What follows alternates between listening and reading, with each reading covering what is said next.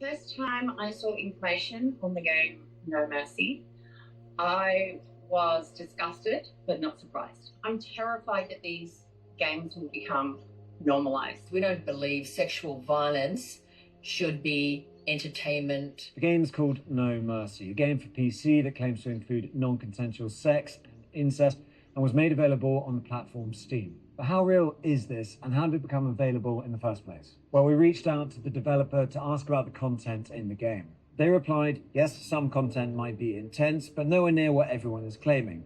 And definitely it's not a rape simulator. Don't focus on the game's description, that's just ordinary marketing. But for gamers like Rhea, this is not just marketing. In my life, I've experienced quite a bit of male on female abuse, sexual abuse.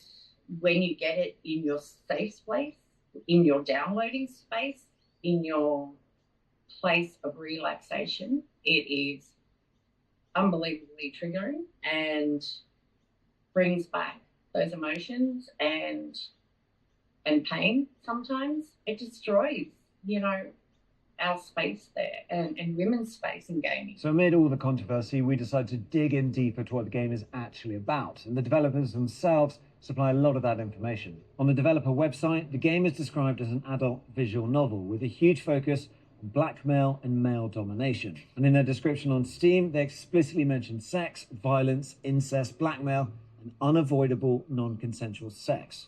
We also found a playthrough of the game in which the player appears to be given the option to play incest scenes. Finally, on the developer website, we found a written walkthrough of the game. And there, the player was given the option to force the woman he interacts with. The developers said they would like people to be, quote, a bit more open to human fetishes that don't harm anyone.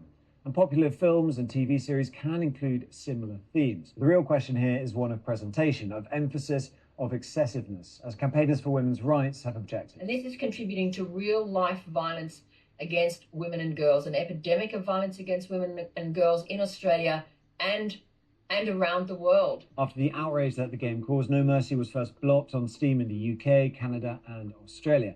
And eventually, it was removed from the platform altogether. After all that uproar, though, the question is, how was this game available in the first place? Here in the UK, under the new Online Safety Act, platforms are not only required to remove illegal content, but to stop it from appearing in the first place.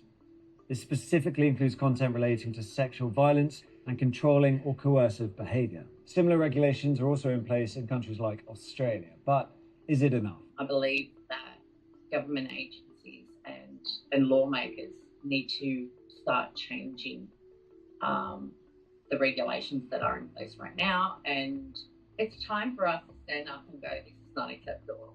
Why should the gaming industry be a law unto itself?